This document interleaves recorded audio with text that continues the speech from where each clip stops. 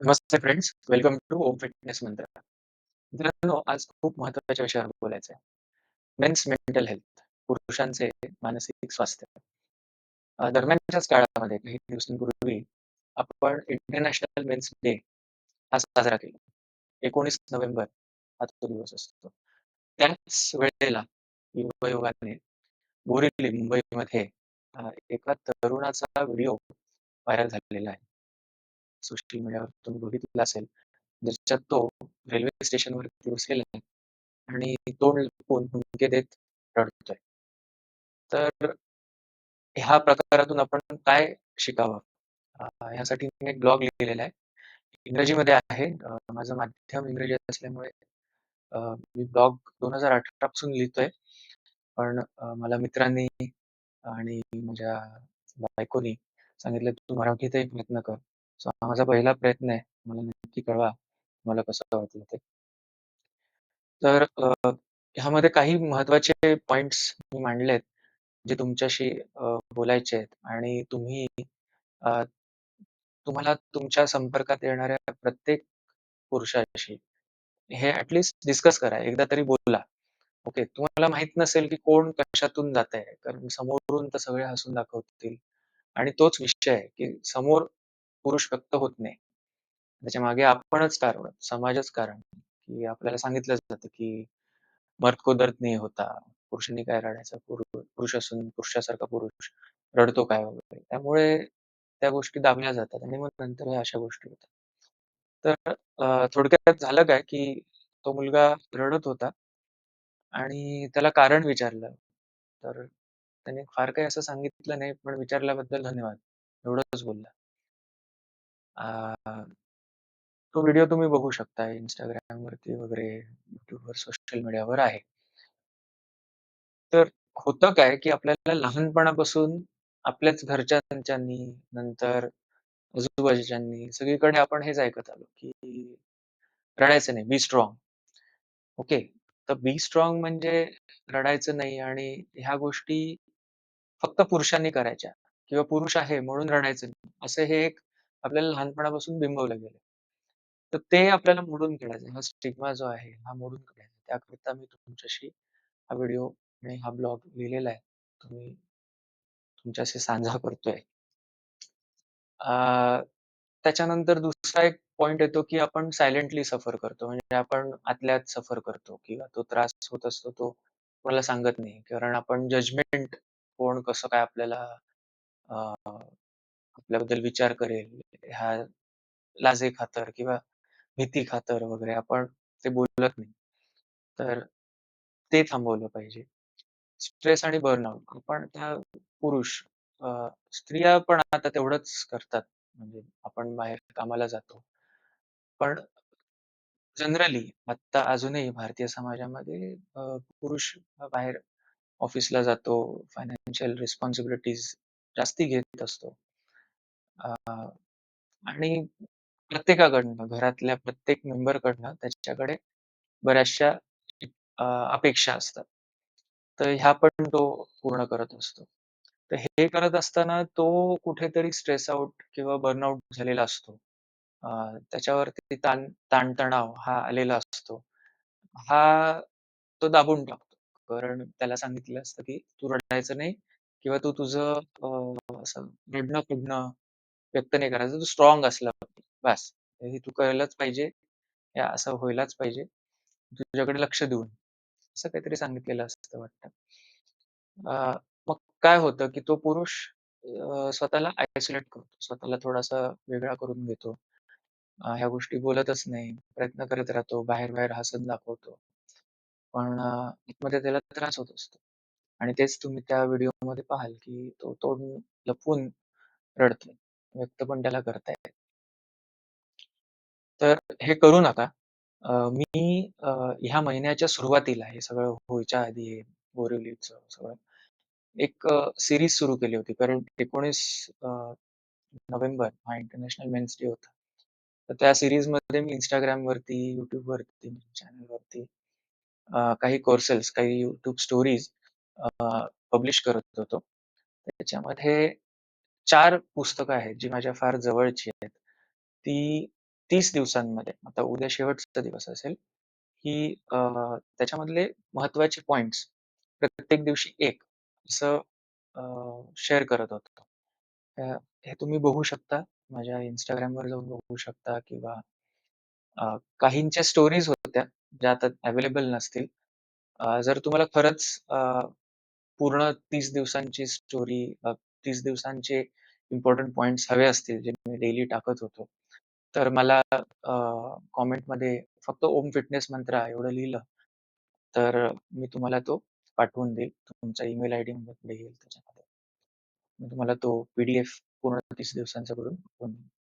अ, हे सगळं करायला खूप मेहनत लागते, खूप वेळ दिलेला आहे मी. तर तुम्हाला खरं आवडलं असेल, तर त्याला लाईक करा. तुम्हाला तुमच्या मित्रांमध्ये शेअर करा. चॅनलला माझ्या सबस्क्राईब करा, तुम्हाला वाटलं तर. तर हे का केलं? ह्या गोष्टी मी तिथे थोड्याशा मांडलेल्या आहेत, की हो, म्हणजे कसं करणार आहे. तर प्रत्येक दिवसाचं एक रिफ्लेक्शन त्या पुस्तकांमधलं घेऊन मी तिथे टाकत होतो. प्रत्येक चॅप्टर मधली एक समरी घेऊन टाकत होतो. आणि का? कारण ह्याच्यातून आपल्याला आयुष्य कसं जगायचं त्याचा थोडासा एक बोध मिळतो, एक सपोर्ट मिळतो. आणि फक्त ते वाचू नका हे असं माझं म्हणणं होतं तेव्हा. ते 30 दिवस जे आहेत, ते माइंडफुल ग्रोथसाठी तुमच्या एक टेकअवे त्याच्यामध्ये काय असणार, की तुम्ही स्वतः एंगेज व्हा त्याच्यात आणि दुसऱ्यांना पण इन्स्पायर करा. त्याची त्याची प्रेरणा द्या. एखादा जर खरोखरी त्याच्यातून जात असेल, तर तुम्ही त्याला मदत करू शकता. सो आणि म्हणणं आहे, की नुसतं स्ट्राँग म्हणजे फिजिकली स्ट्राँग असं नाहीये. आपण मेंटली स्ट्राँग असणं हे त्याहून खूप महत्वाचं आहे. Coming to the point again. तर अ, जे मला ओळखतात त्यांना माहिती असेल किंवा म्हणेल इथेही सूर्यनमस्कार ह्यांनी मेन्शन केलं. पण तो तेवढाच महत्त्वाचा आहे इथे टाकणं गरजेचं आहे. सूर्यनमस्कार जर तुम्ही करत असाल आणि तर ह्या गोष्टी तुम्ही कंट्रोलमध्ये राहू शकता. तुम्ही त्याच्यामुळे ब्रेकडाउन होणार नाही तुमचा. कारण ह्या गोष्टी होणार आहेत. प्रत्येकाला होतात त्या. त्याच्यातून प्रत्येक जण जाणार आहे.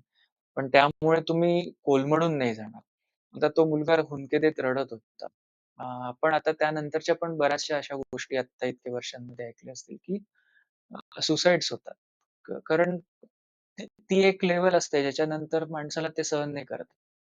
कारण त्याला सांगितलं असतं कोणाशी बोलायचं नाही, तू पुरुष आहे, तुला म्हणून तो व्यक्त होत नाही आणि ते दाबत राहतो आणि ते दाबल्यामुळे काय होतं, की कुठे ना कुठे त्याचा एक विस्फोट होतो आणि तो विस्फोट एकतर तो कोणावर तरी काढतो, नाहीतर तो त्याच्यावर काढतो. तर तो फारच वीक असेल, तर तो चान्सेस जास्ती आहे, की तो त्याच्यावरच काढतो. तर ते तसं होऊ नये. चांगली-चांगली माणसं, चांगले-चांगले मुलं अ, ह्या गोष्टीतून जातात आणि त्याच्यानंतर पूर्ण अख्ख्याचं अख्खं घर कोलमडतं. तर तुम्ही हे शेअर केलं लोकांशी तर असं होऊ शकतं, की एखादं घर तुम्ही वाचवू शकता. हा प्रयत्न आहे म्हणून हा व्हिडिओ आहे. तर सूर्यनमस्कार करा. त्याचे अगणित फायदे आहेत. त्याचे मी वेगवेगळे व्हिडिओ बनवलेत, ब्लॉग बनवलेत. तुम्ही बघू शकता, वाचू शकता. व्हिडिओज मी आणखीन आणणार आहे माझ्या YouTube चॅनलवरती. तेही बघू शकता कसे करता. अगणित व्हिडिओ ऑलरेडी अवेलेबल आहेत सूर्यनमस्काराचे. फक्त हे करत असताना एकदा तुम्ही तुमच्या डॉक्टरचा सल्ला घ्या. कारण सूर्यनमस्कार करत असताना काही काळजी पण घ्यायची असते. काय होतं आपण एक्साइटमेंटमध्ये एकदम लगेच जाऊन सुरू करतो सूर्यनमस्कार. पण काही त्रास झाला, तर आपण त्या व्यायाम पद्धतीला, त्या साधनेला नाव ठेवतो, की फार कठीण आहे किंवा असं आहे वगैरे. तसं नसतं. आपण त्याची पद्धत न पूर्णपणे समजून घेता काहीतरी चुकीचं केलेलं असतं. म्हणून ती इंजुरी होते. तर इंज्युअर नका होऊ. स्लोली चालू करा. नंबरला महत्त्व नाहीये. एक तुम्ही रोज केलात तरी खूप आहे. त्यांनी खूप गोष्टींमध्ये फरक पडणार आहे. तुमचं ब्रीथिंग बदलेल. डीप ब्रीथ करायला लागाल. तुमचा मूड चांगला राहतो. ह्या सगळ्या गोष्टी होतात. आणि रेसिलियन्स तुम्ही फिजिकल जेवढे तुम्ही स्ट्रॉंग व्हाल, तेवढे त्याच्याहून जास्ती मेंटली स्ट्रॉंग व्हाल. आणि ह्या अनुभवाच्या गोष्टी आहेत. आता तुम्ही अनुभव घ्याल. फिजिकली तुम्ही दिसू शकता, पण मेंटली हे तुम्ही स्वतः अनुभवलं. सो तो नक्की अनुभव घ्या. सूर्यनमस्कार प्रॅक्टिस करा. त्या व्यतिरिक्त अजून 2-4 गोष्टी ज्या मला सांगायच्या आहेत आणि मग मी थांबवेन. Is journaling. तुम्हाला जे काही वाटतं ते लिहा. तुम्ही म्हणाल तर काय लिहून काय होतं वगैरे असं नाहीये. लिहून बघा एकदा. तुम्हाला 50% आराम पडेल, जेव्हा तुम्ही त्या सगळ्या गोष्टीतून जात असाल. फ्रेंड्सशी बोला, फॅमिलीशी बोला. कोण काय वाटेल वगैरे याचा काही जास्त विचार करू नका. एक 10 मिनिटं बसून दिवसातून, नाही 10 मिनिटं, 5 मिनिटं, 2 मिनिटं बसून शांतपणे दीर्घ श्वास घ्या आणि सोडा. मेडिटेशन म्हणजे फार मोठं काही नसतं. तेवढंच असतं. तुम्हाला स्वतःला तुम्ही सेंटर करायचं. बाकी सगळं विसरून जायचं.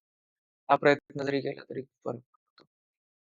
आणि प्रोफेशनल हेल्प घ्या. ह्या सगळ्या गोष्टी करत असताना आणि करून पण जर आराम नसेल, तर अ, आपल्याकडे थेरपिस्ट आहेत, सायकोथेरपिस्ट आहेत. काही लाज वगैरे बाळगायची नाही. जायचं, भेटायचं त्यांना. भारत सरकारने फ्री काउन्सिलिंग आणि हेल्पलाईन पण ठेवलेली आहे. त्या डिस्क्रिप्शनमध्ये मी त्याची माहिती तुम्हाला देईन, नक्की वाचा. तिथे कॉन्टॅक्ट करू शकता तुम्ही, जर तुम्हाला असं डायरेक्ट कुठे जाता येत असेल तर. मदत घ्या, मदत मागा जर हवी असेल तर. ओके.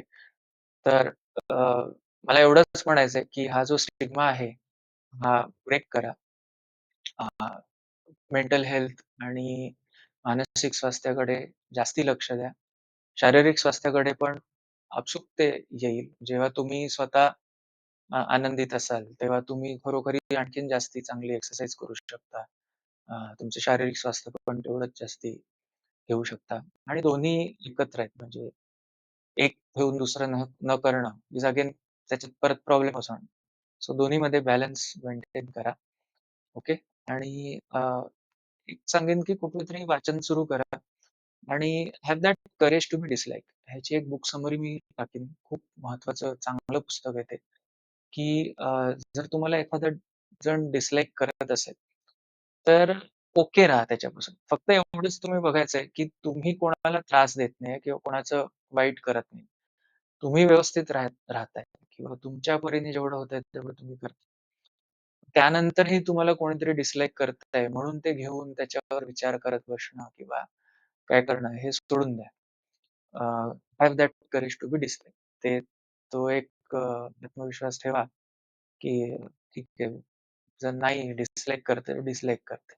तो त्याचा प्रॉब्लेम आहे, तुमचा नाही. तो प्रॉब्लेम तुमचा बनवून घेऊन उगाच तो तुमच्याकडे आणून नका बसू. सो माझा ब्लॉग पण आहे omfitnessmantra.blogspot.com वरती. अ, 2018 पासून सूर्यनमस्कार आणि नंतर माझ्या स्वतःच्या ट्रान्सफॉर्मेशन्स बद्दल पण मी तिथे दिलेलं आहे. माझ्या सूर्यनमस्कार गुरूंबद्दल पण काही माहिती दिलेली आहे. वाचू शकता तुम्ही. काही प्रश्न असेल तर कमेंट्समध्ये जरूर विचारा. Okay. So stay healthy, stay happy. So व्यवस्थित राहा, खुश राहा आणि काही जर वाटलं तर मदत मागा आणि आतल्या आत झुरू नका. एवढंच म्हणायचं आहे. ओके. धन्यवाद. नमस्ते.